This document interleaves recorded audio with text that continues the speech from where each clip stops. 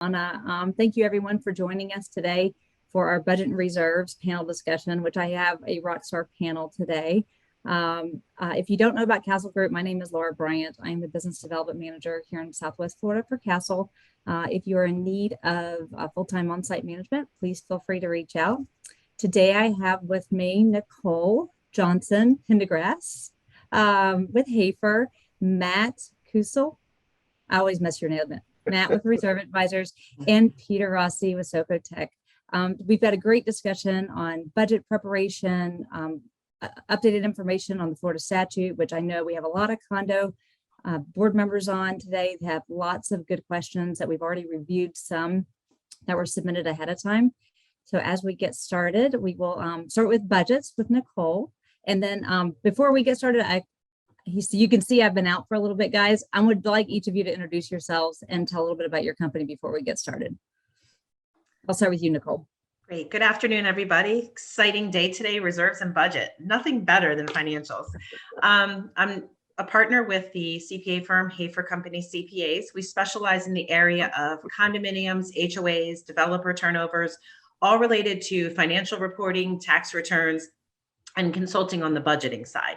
We welcome you today and hope you get a lot of information from this. All right. Peter.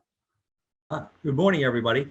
Soco Tech Consulting Incorporated is an international company headquartered in France. We have a U.S. division with 470 engineers throughout the United States. We are responsible for the replacement of the Twin Towers in New York and that wonderful footprint fountain and museum of the Trade Center. But if you go up on our website, you'll see all of the services that we offer. We're a one-stop shop for any need that you may come up with. And thanks very much for joining us today. Thank you. And Matt. Hello, everyone. I'm Matt Queasley. I'm the Regional Executive Director with Reserve Advisors. We are a nationwide reserve study firm specializing in reserve studies for community associations in all 50 states. I'm located in Tampa, Florida. We have worked with about 3,000 associations in Florida to help them with their reserve needs. I'm a professional engineer, a reserve specialist, and also a glutton for punishment, like many of you, a condo board member for the last 14 years. God bless you. God bless you.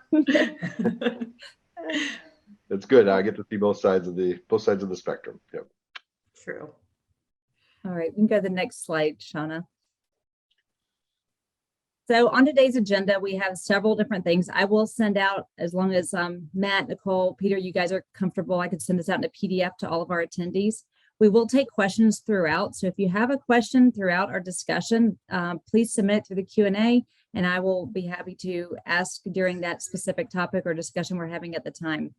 So again, every attendee will receive this in a PDF format, and possibly, Nicole, if you and I could share the new legislative PDF you shared with me. Of course. Absolutely. We could do that as well. So anyway, so we'll get started on our first agenda topic, which is budgets. So we'll go there. Great. So this is the fun and exciting time, especially we're in July.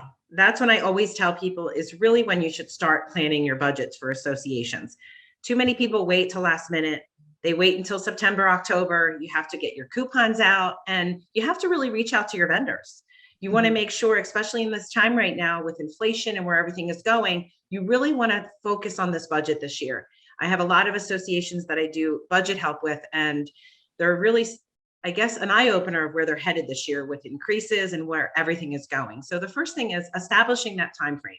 When do we start? And what are we looking at? How are we going to establish that budget? So the first thing I always say is contact your management company, rely on them. Make sure that you're getting the financial reports on a monthly basis so you have those variances already in mind of where you're over or under. You should be already looking at the monthly, but when you get the July statement, really looking at the first 6 months, looking at every line item. It does take a lot of work to be a board member and to be in the budget process, but that's why you have your professionals. You have your accounting firm. You have your management company, you have your reserve companies, your engineers that you can reach out to, especially on the reserve side, because that's the most difficult part of the budget, and looking at it and saying, where do we need to be at? Looking at those financial statements and saying, okay, every line item, why are we over or under? Is it a unique situation? in our repairs and maintenance. We were 10,000 over, but we had a plumbing issue. Do we expect that next year to be in the same situation? Or do we cover everything that next year we can be in line where we were? So there's very areas that you want to focus on. The main areas that I always tell my associations are the unknowns. They're the most important part of your budget, is where you need to focus on. For example, insurance. Insurance is the number one area of your budget that you have to really focus on. And it's the most difficult because if you're not on a calendar year end, say you're on a November or October, it's hard to budget that because you don't know where those increases are going to be. And also, in defense of the agents, they're not getting told either. It's not like they're having the proposal 6 months in advance and saying, this is where you're going to be at. They're getting things 4 weeks or 3 weeks ahead of where your budget is, and they're telling you. So they're getting it just as last minute as you are. So you want to focus on those areas. Right now, with inflation and where we are, and we don't even know where we're headed in the next year, is reaching out to your contractors. It's interesting because Castle does this, and I think it's a great thing that they do. Most of their property managers will reach out to their vendors that they have contracts with and say, where do you anticipate next year? Are you going to have an increase? Even a formal letter stating to them, this is where you were last year with your amounts. Where are you going to be next year? Do you anticipate an increase? So you can be aware of that. And if you're in an area that maybe it's a high increase, maybe you do shop.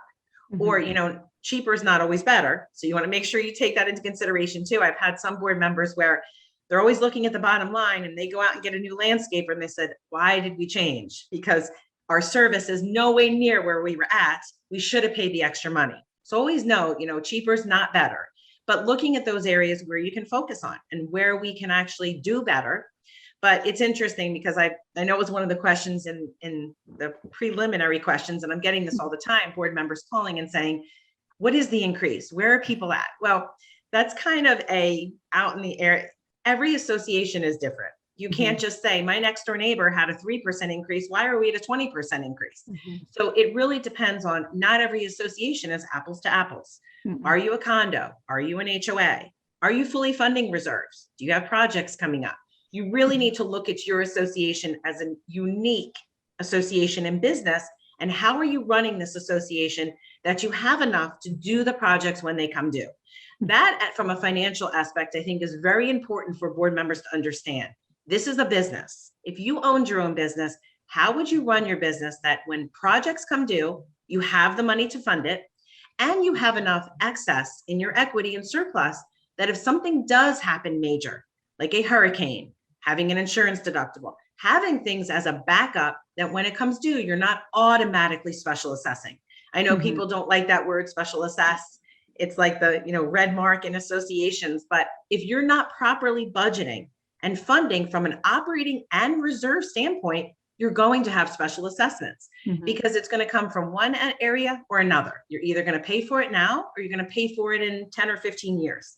And what I'm noticing in associations, and you really want to think about this as a board member, is what is the value of $1 today to somebody that if you increase the dues versus if you increase the dues 5 years from now at $200, what's the impact of that dollar 5 years from now? They probably can afford a $10 increase right now versus a $200 increase in 5 years, or a $10,000 special assessment versus funding reserves, having a monthly assessment. So one of the other things is never as a board member, I hear this all the time when they're doing budgets.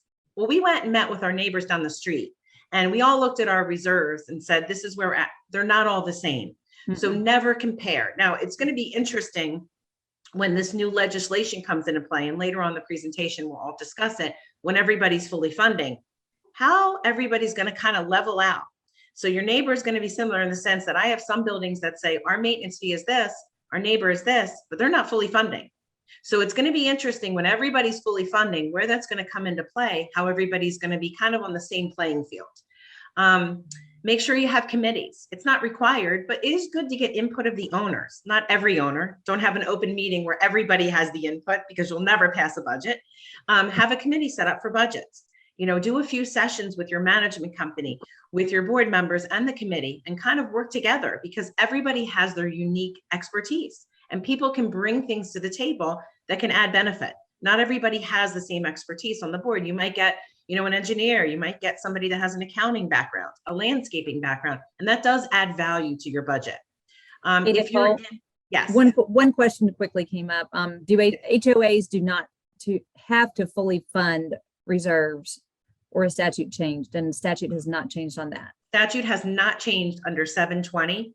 And basically most associations under 720 are really non-statutory reserves. Most of them are not statutory. You would have to talk to your attorney or your accounting firm to see what you fall under, but the statute has not changed for 720.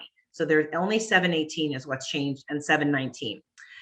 Make sure you're reviewing your association documents, that it doesn't prohibit you from increasing the dues. Most association documents do not prohibit that, but you want to make sure there's nothing in there that does prohibit you, that you have to go out to the membership to do that. Make sure you're looking at last year's budget and comparing it to this year and where you're going to be and why the increases, so you're transparent to the owners. So you can defend why you're having that increase, so everybody understands it. I always say the more transparent you are, the less questions and the less concerns you have in the community, because they understand it. Educating the owner now is the most important. Once somebody's educated, less questions come up, because they say, everybody, I understand what's going on and why we're having those increases, especially with the new law change. You want to be as transparent as possible. Participants, always, the most important is every budget falls back on the board of directors. I have many boards that'll come to me and say, well, the management company did it. No, the management company acts on your behalf, but ultimately the final budget is approved by the board, and that's who ultimately signs off on it. So you want to get your management company involved, because they have the expertise and they do so many other associations, but ultimately the final one is the board of directors. Always consult with outside people, because they can give you a benefit. Your accounting firm, your reserve people, engineers, all of that gives you added value in that budget. And then the budget workshop, make sure that you have the correct budget. What I mean by that is show prior years, show the first 6 months, and show why you're budgeting it. Because the people will understand it when they see actuals for the first 6 months and the prior year. They're saying, yes, everything has gone up. The board's not just saying this, they're being transparent and giving us. And then any special projects, make sure that you're looking at things that are coming due, especially if you have not funded reserves. If you're a condominium association, you're not funding reserves, you really need to look at areas where you're going to have a potential for a special assessment or things that are going to come due. Just really quickly, some other areas is a lot of associations are looking at those lines of credit or loans right now. With all the legislation change, most associations have come to me and saying, we're going to try to get as much work done as we can now and do the work, try to get a loan, get as much as we can done, so the association can, the unit owners can fund over a period of time. And then when we do that reserve study, a lot of that stuff will be new. So that will change the funding of fully funding down the road. So there's some ideas to look at, and also look at your surplus. Do you have a lot of surplus that some of that you could use to move to reserves to help fund future projects? Instead of leaving it operating, move it to reserves, and that will help down the road when you're fully funding, because you've moved operating surplus over, and that is allowed by the statutes. Wonderful. Next slide. Next slide. So this is an estimated annual budget. Make sure that all of this, you want to make sure you talk to your management company, and the management company, like Castle, always does it right, but make sure as an association, if you're self-managed, that you're doing this correctly. You need to have the name of the association on the budget. I've had budgets come to me and there's no name on it. And you need to make sure that's very important. The estimated proposed annual budget, you need to have the dates of the budget. That's also very important. I've had where there's no dates on it. How does anybody know what budget year you're looking at?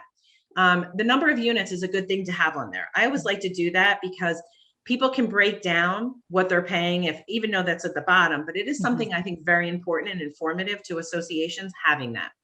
And then making sure that, you have your revenues breaking out. What are your annual revenues to your unit owners? What is other income you're receiving? Are you receiving good interest income? I know the last couple of years that hasn't been the case. Maybe that'll change as interest rates go up. Maybe we'll get some 1%, maybe, but we hope. But it is something to look at. Are we making interest? Are we making interest on our reserves? Are we protecting our reserves? That's very important in budgeting. Why I say that is, I have associations that will come to me and say, can we do this? Can we do that? Make sure you're talking to your attorneys before you invest those reserves, that they are in secure banking investments. things that you're protecting the principal. Very important. Even though I have boards will come to me and say, well, I'm going to make a 15% return on this. That's not your money. That's other people's money, and make sure you are at low risk on those investments. Late fees, parking fees. Are you collecting other types of revenue? Do you have tax on that? Other types of revenue could be taxable. You have to add that into your budget. And make sure that the budget balances.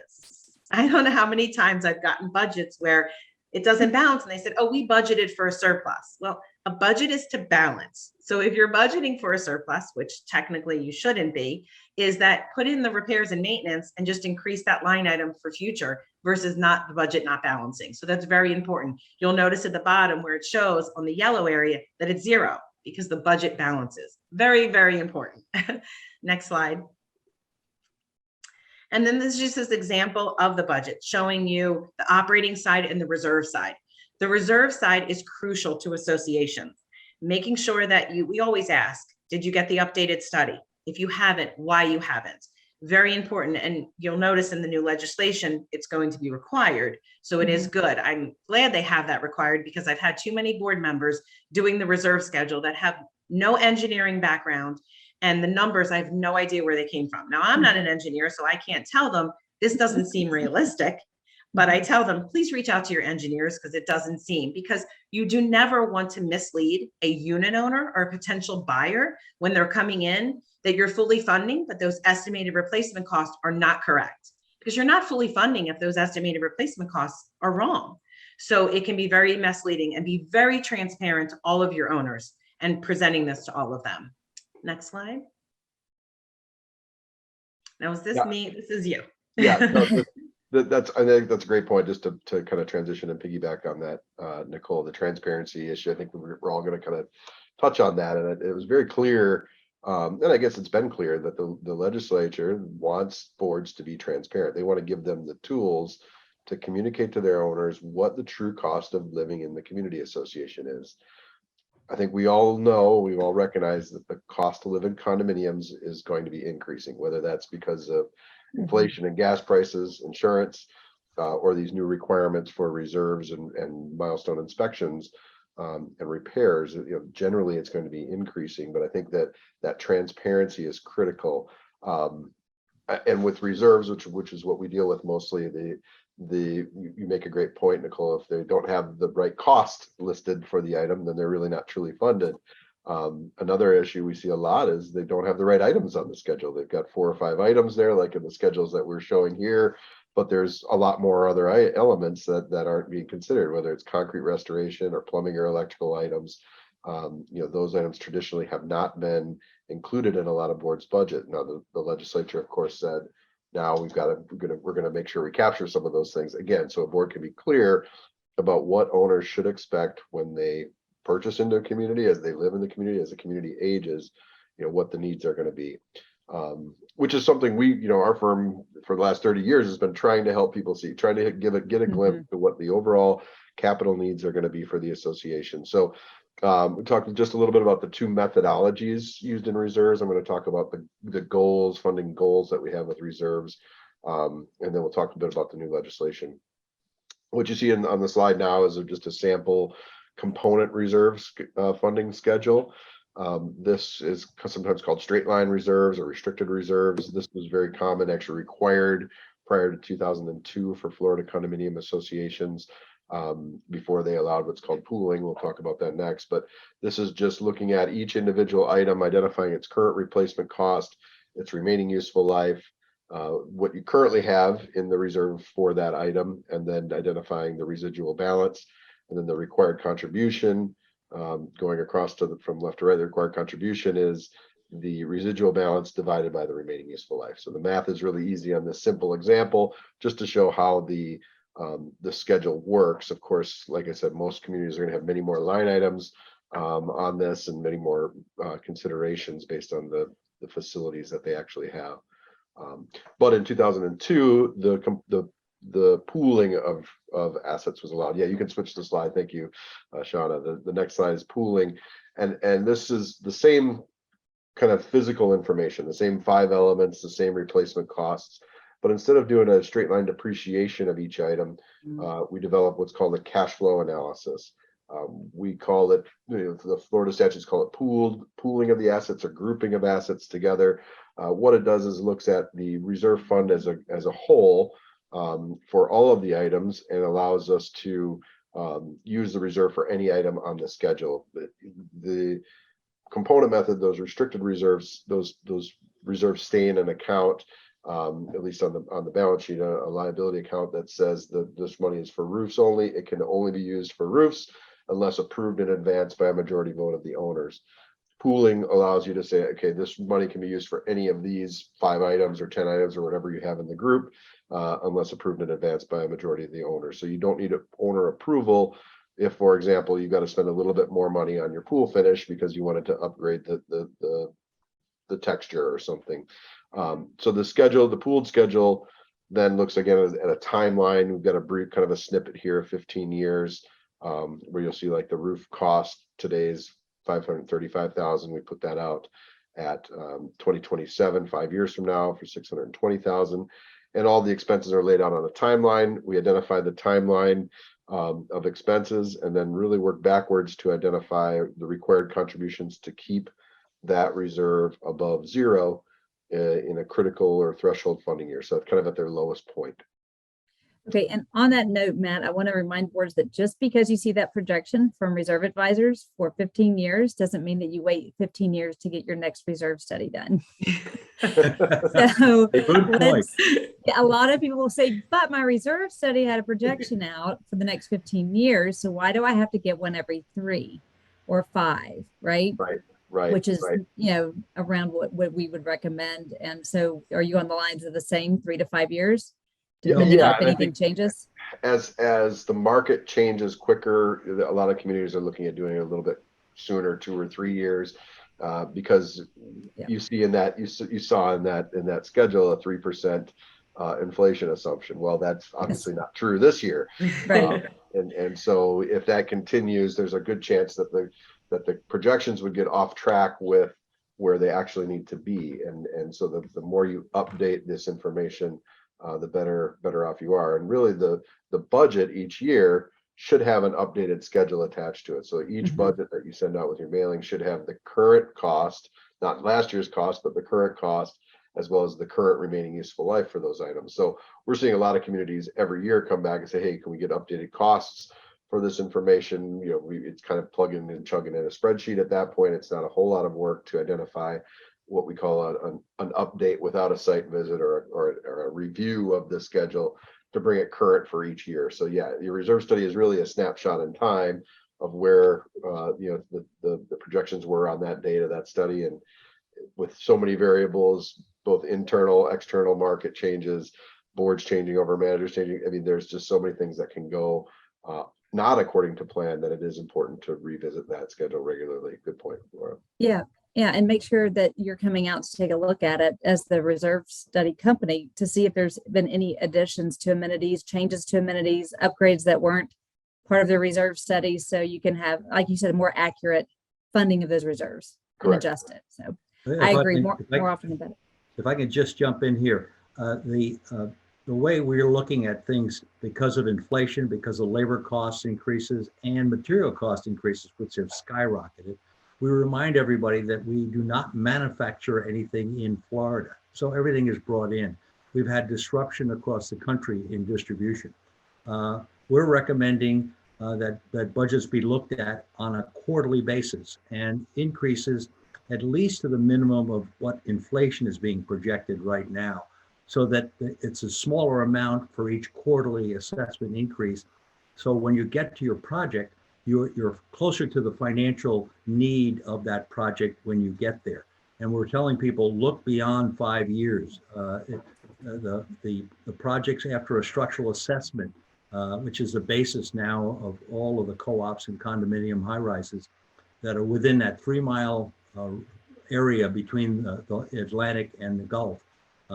Those structural assessments are a great foundation for financing of your reserves and having accurate numbers to deal with your owners. And as a former board member myself who went through turnover, One of the key questions I asked is where are the documents for the development of this community and all the vendors that touched anything in this community. So we had a foundation of information that then can be shared if there's an incident or anything with the insurance company, with the banks, and anybody else who would like to have information about our community. That's great. I like the idea that you had in regarding funding and looking at your budget every quarter. I had a few questions come in. Is it best practice to share the full reserve study with owners? For example, posting it on the website? Absolutely.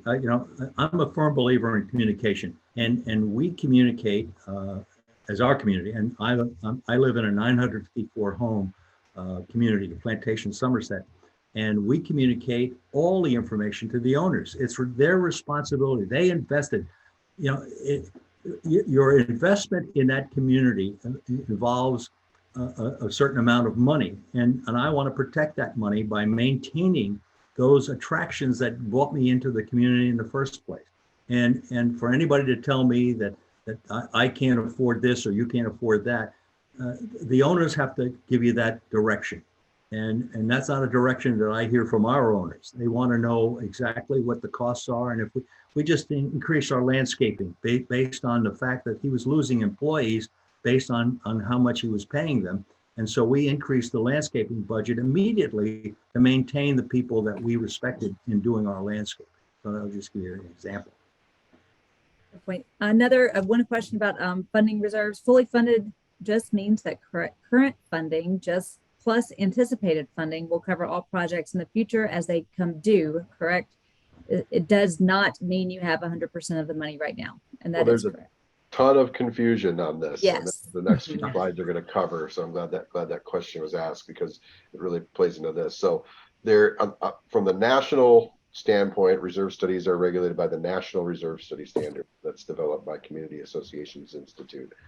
They've identified 4 funding goals that you see on your screen now, one being full funding, another being threshold funding, baseline funding, or statutory funding. So they put these funding and they define which each of these are. And these are goals. So when you set out your cash flow analysis or you set out your component schedule, your goal of where we want to have the balance be at any point in time. Florida recognizes really any of 1, 2, or 3 as full funding, but so they don't really differentiate between baseline, threshold, and full funding. They say, any of those 3 would satisfy the Florida statutes. So let's talk a little bit about what each of those is. So full funding is, according to the national standards, is maintaining a 100% funded reserve balance. So having 100% of the fully funded balance for each individual item added together on hand at any one point. That's typically, we'll have a few slides to show a case study of this, but that's typically the highest level of funding that would be needed for any community association. And honestly, usually that's overfunding.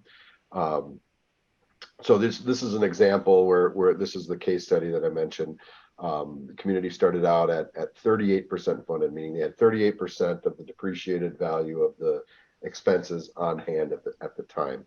And it's that number is of course weighted for life. So let's use a roof. If it's halfway through its useful life and you have half of the cost of the roof set aside, you're actually at 100% funded.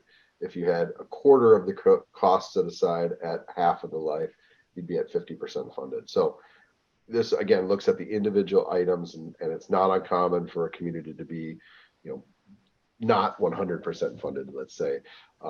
Now there certainly is a threshold with which you'd go, but it's difficult to say what the right number is. I know there's been some studies on, well, if you're between 40 and 70% funded, that's a fair percent funded range, but it really depends on the community and the profile of the expenditures that they have. And by that I mean, how much time do they have until the next big project comes up? And I think that's what's going to come to light for a lot of communities with the new regulations and people that haven't done studies is, how much time do we really have until we need to do the concrete restoration, until we need to redo our waterproofing or our plaza deck.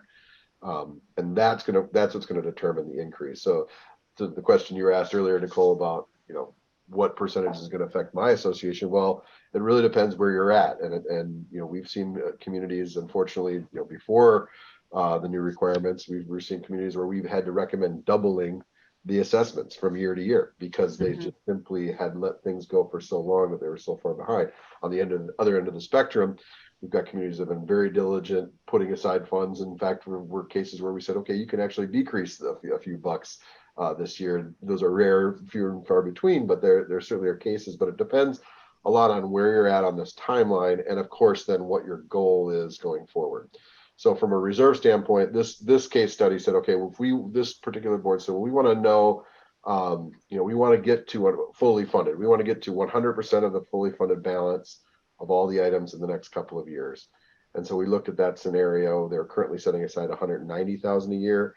And in order to get there in 2 years, it was a significant jump. It was over $1 million per year, an increase of over $550 a month per unit to get fully funded in 2 years.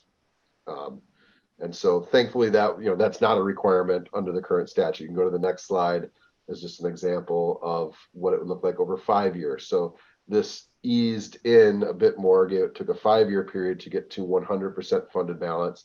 But it was still a very significant increase, over $250 per month per unit. And then once they got to that 100% funded level, then they were able to drop down. But what you see on these graphs, I should point out, of course, the red bars are not changing. Those are the expenses that we forecast, that the engineers assessed and said, okay, this is the timeline and the cost. The green bars are the income, and that blue line is the balance.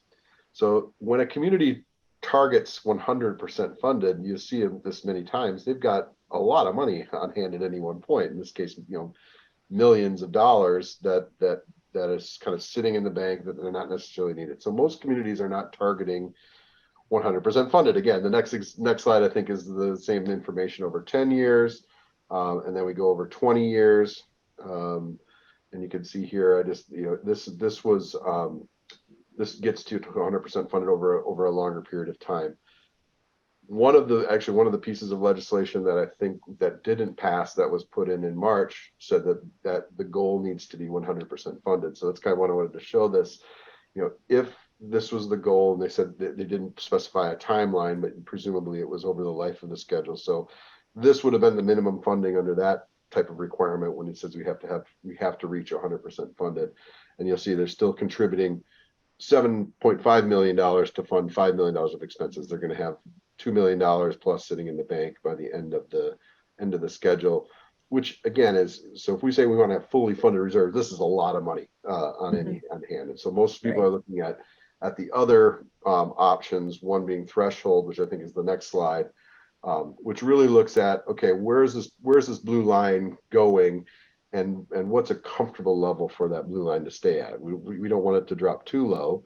And in this particular example, this is again the same community, but instead of increasing $200, $500 a month, this was an increase of $29 a month that kept them above 20% funded at all times, and it kept really the reserve balance from ever dropping to a dangerously low level. They always had at least about $500,000 in reserves at any point over the life of the schedule. So again, all of these examples are considered full funding under the Florida statute. And in fact, even the next case, which is baseline funding, which takes the reserve all the way down to zero, is considered full funding according to the Florida statute. So there's a lot of confusion on that. And so as a board, I think you want to think about, what is our goal? Are we looking to do the bare minimum and take this down to less than 1% funded at some point during the schedule? Or do we want to keep a threshold? Or do we want to reach 100% funded or 70% funded or some other nominal number? This would be allowed, again, same community currently would be allowed, considered full funding according to the statute at an increase of only $8 per month per unit. So again, it kind of just goes to show like there isn't really a one size fits all. Even for the same community, there's a wide range of needs based on their goals when it comes to funding their reserves. Yeah. Long answer, but I've got through a lot of the slides there. Yeah, no, but it shows a good point that there's multiple ways to look at it, and you have to decide what's going to work for you and your community. Right. So a question did come in beforehand. that's asked, does a small condo, meaning 12 units, operate, can they operate with no reserves?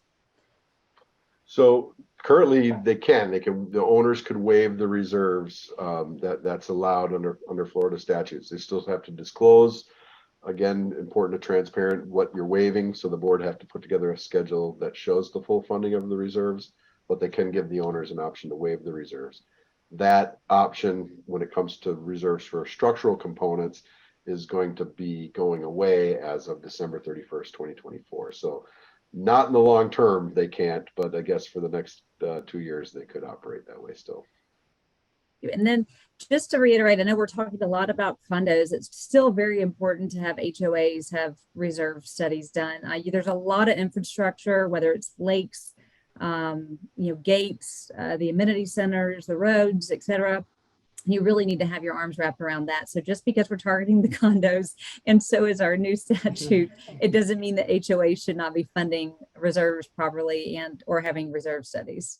We're very pleased to have all of the proactive communities throughout the state of Florida, after Champlain Towers, come to the table immediately to get structural assessments done, so they could assure their owners that they were living in a safe facility. The Champlain Towers debacle started in 2001, and they were in $1 million maintenance issue that ballooned to 18 million, and they still hadn't done anything when the collapse occurred in 2022. It was just beyond belief that a board would allow that not to do basic maintenance, even for that 12-unit co-op condo. There's got to be maintenance operations going on, and you've got to understand the costs that impact those owners. Yes. Yep. And whether it's HOA or condo, I mean, the principles are the same. The transparency of the owners, and really the board's job is to protect the investment of the owners. It's not to keep the fees low.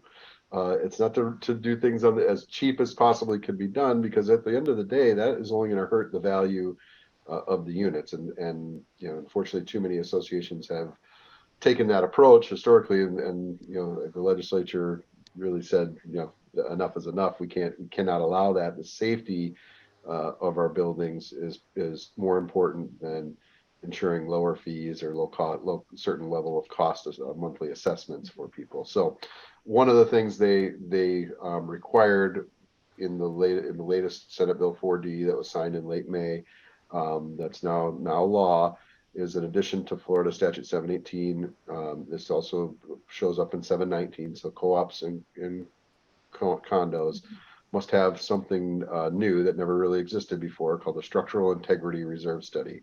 And basically it says they must be done if it's 3 stories in height or higher, and it includes at a minimum the following elements. If we go to the next slide, we've got the items listed here.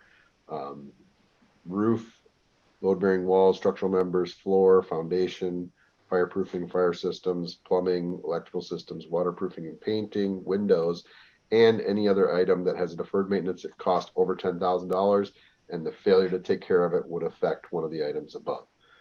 So these items in the Structural Integrity Reserve Study now are required to be looked at every 10 years, regardless of the age of the association. And they have to, this Structural Integrity Reserve Study, I think we have until December 31st of 2024, based on their current requirements there. This list of elements has raised a whole host of questions and concerns. And in fact, there's likely, what I'm hearing is there's likely to be some tweaks or modifications to this or clarification on this. And Peter and I talked about this just a little bit before the webinar here. How do you really include a foundation in a reserve study?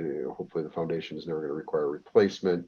But we think I think the legislative intent, Peter, jump in here, is to really look at more repairs to those items as opposed to full replacement of like load-bearing walls or the entire floor of a condo.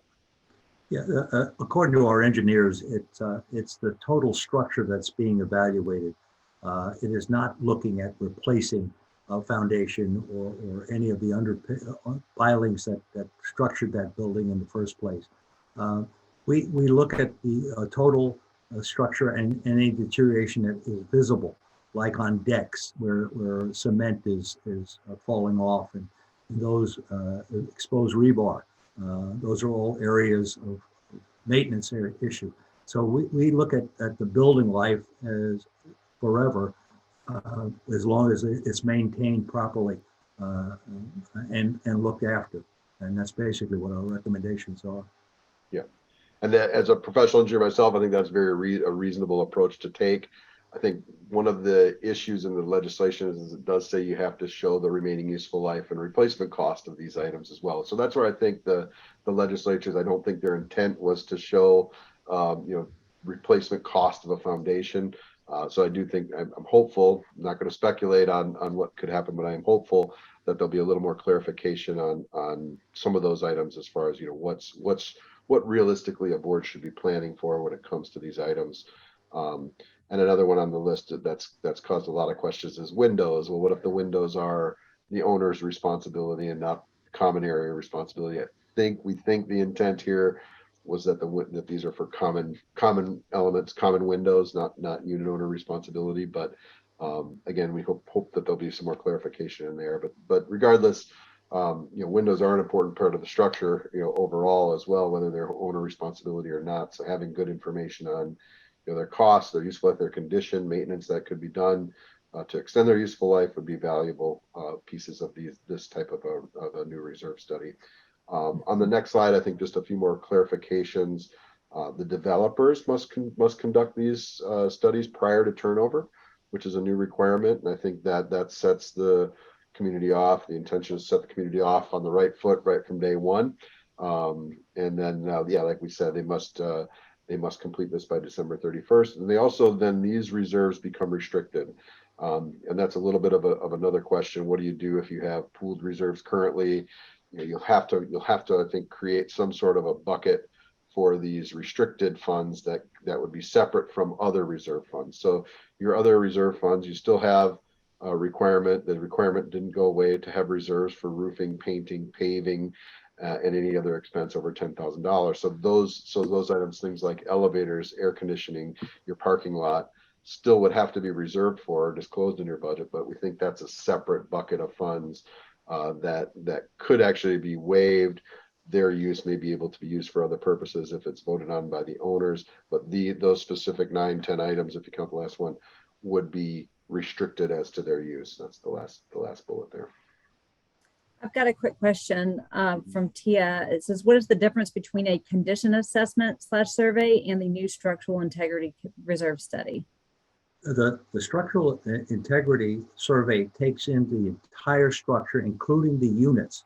We go into not only the structure of the building itself, but we look at all the elements that the architect originally designed and built in that building.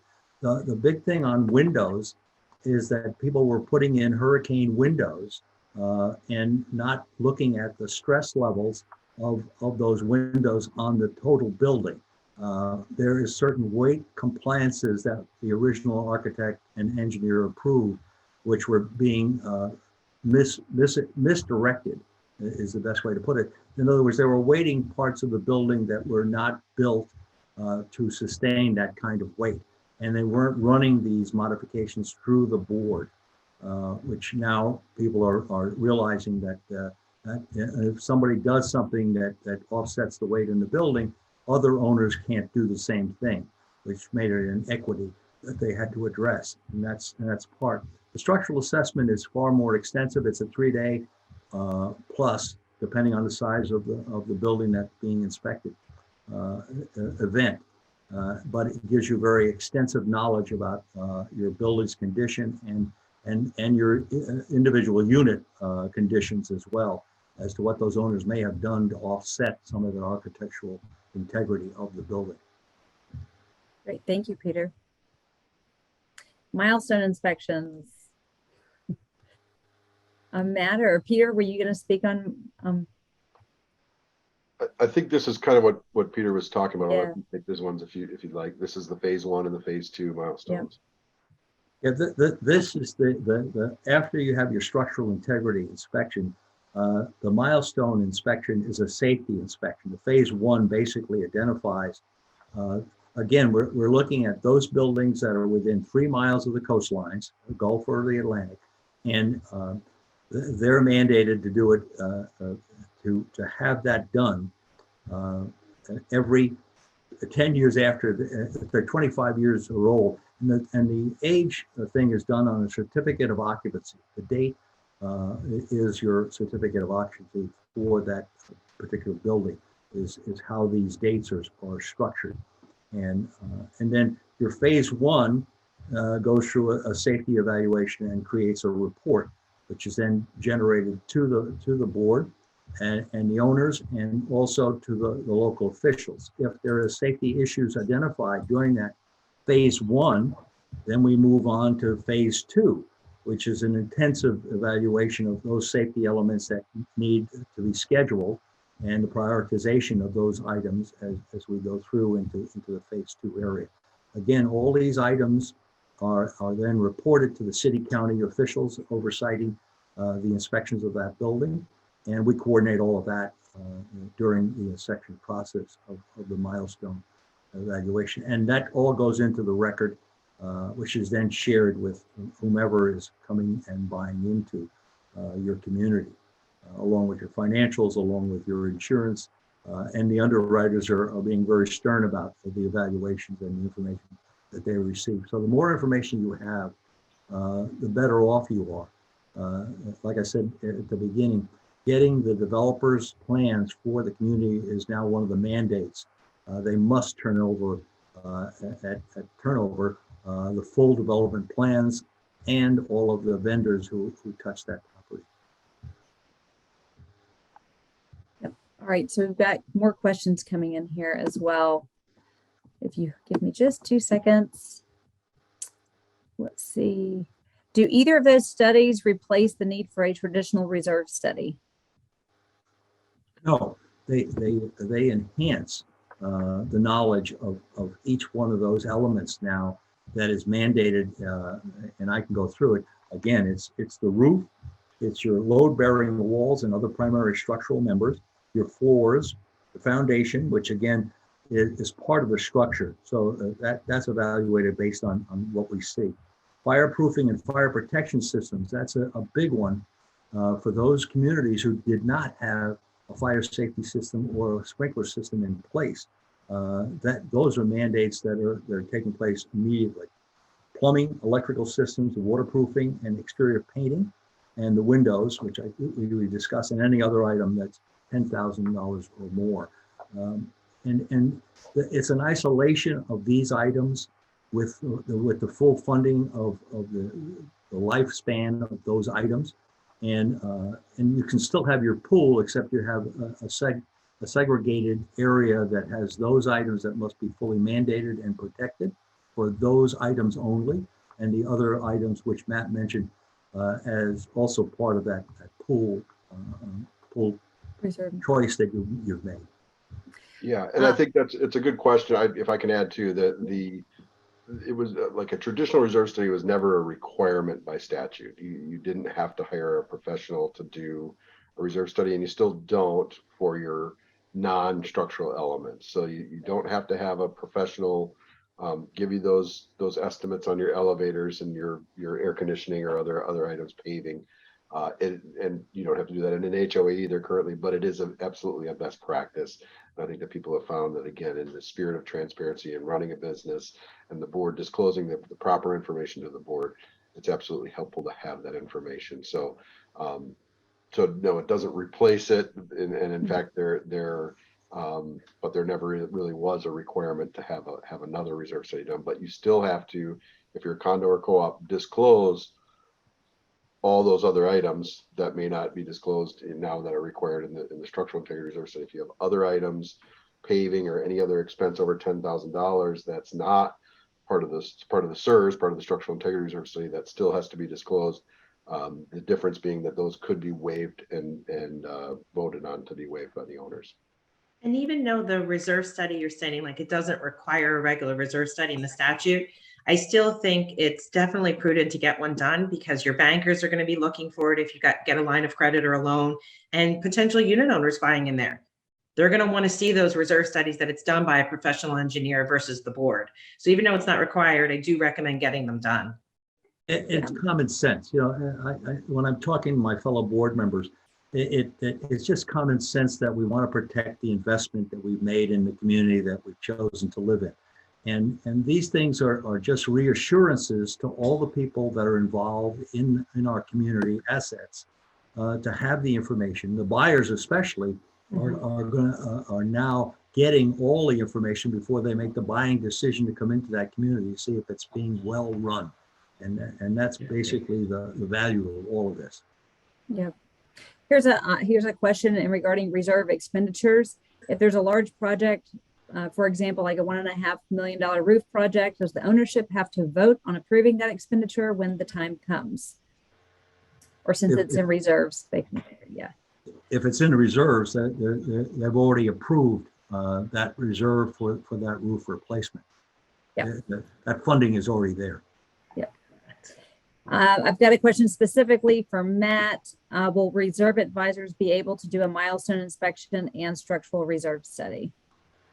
We are not currently proposing either of those studies. We're still kind of looking into, we have the engineers, but we're a little bit stuck on the whole foundation and how we would address those items for useful life and replacement cost. Again, I appreciate the interpretation that Peter and his firm has made. I guess our engineers and our team is still looking at how we might make a similar assessment, but we likely will be providing them. We're still working on developing exactly how we provide those. And as for the milestone inspections, that's not something we're looking at providing at this time. Wonderful. Angela, you had asked how often do we suggest reserve studies? We mentioned earlier, it was 3 years was the minimum. Now Matt was saying it was maybe 2 years or every year. It depends. HOAs and condos can be different. Well, right? Our recommendation is 2 years if there's no impact in the area.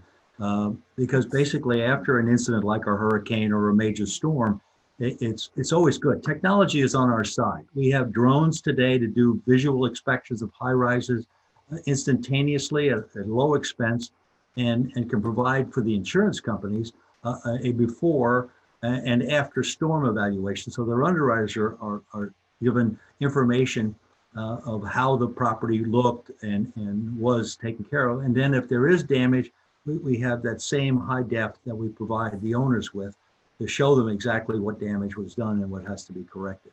But yeah, today we're so fortunate to have technology. I just had a pipe issue in my home, and they can come in with a camera and show me every inch of my pipelines that are all buried underneath my home, and then repair it with the same instruments at very low cost. And if you have metal piping, then you can get replacement inside that metal piping, which will be plastic at less expense than having to tear up the old piping. But like I said, go ahead. I would recommend that if you haven't had a study, if your studies prior to 2020, I would have one updated. Those numbers have drastically changed. We've seen it in just the audit reports, people that have had one in 2019, and they're saying, well, we don't need an update. That is, those numbers, estimated costs have drastically changed. I would definitely have one if you haven't had it prior to 2020. Yeah. And that's for HOAs and condos. Yes. Yeah. Sometimes HOAs are going to see condos. You have a lot of work to do. All of them, correct. And again, if they're redoing an existing reserve study, we use that existing reserve study. It doesn't go back to scratch, which means it's lesser cost, lesser time. It basically all of the studies are done on time commitments by the engineer. So if you have a base reserve study, we're going to do that very quickly to update those numbers and give you what increases we see today. But like Matt said, it's a point in time, and it's just an evaluation tool for your budget planning. Very good. All right. Well, guys, I think we've gotten all of our questions answered. Any final thoughts, comments? My final thought is always call an engineer first.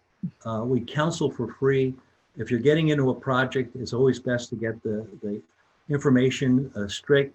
I never answer engineering questions. I always refer to an engineer to respond.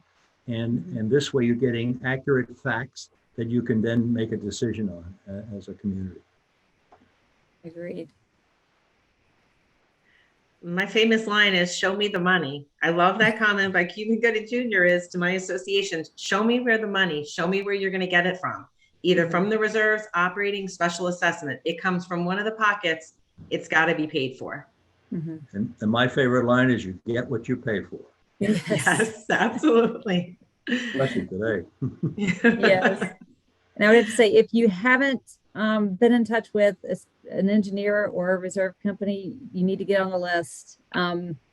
I think we were talking earlier that we just need to get all of our children on the path of being engineers in the state of Florida.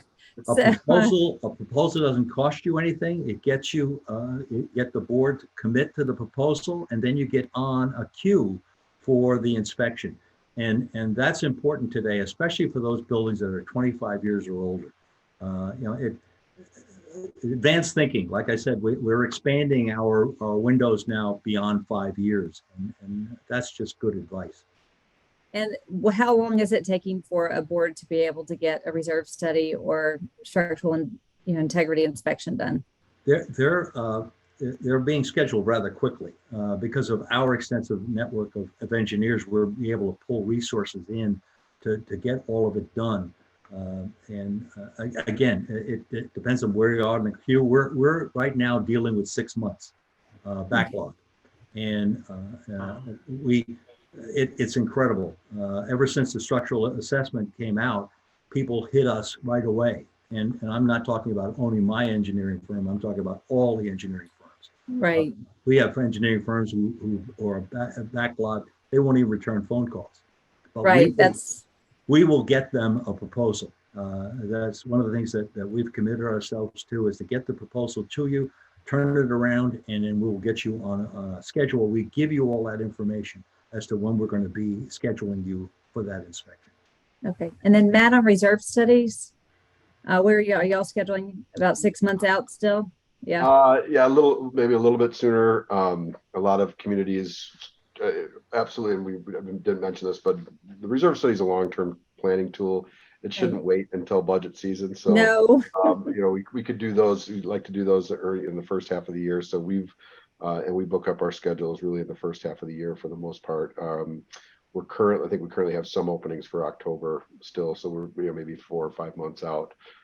But it's getting that's kind of up against the wall for a community to have their budget, because usually the budget mailing is going out in October. So, a lot of times this time of year we'll say, well, we can do the study or get on the schedule as Peter mentioned, and then make our first recommendation for any major changes to the budget next budget year, which gives the board time again to communicate, be transparent to the members about what's coming without having at the 11th hour a big change to the draft budget or something kind of surprising them. Right. All right. Well, thank you guys. Thanks for a great discussion. Again, I will be emailing out to all participants today and our attendees the PowerPoint presentation and a copy of the new legislative updates that Nicole sent over to me. So thank you guys. Thank you for participating, Peter, Nicole, and Matt. It was nice to see you guys again. Thank you, Laura, for putting it together, and Shauna. Thank you. Thanks for having us. Thank you guys. Thank you all. Have a great weekend. You guys have a great rest of the Thanks, week. everybody. All right. Take care. Bye-bye. Bye-bye.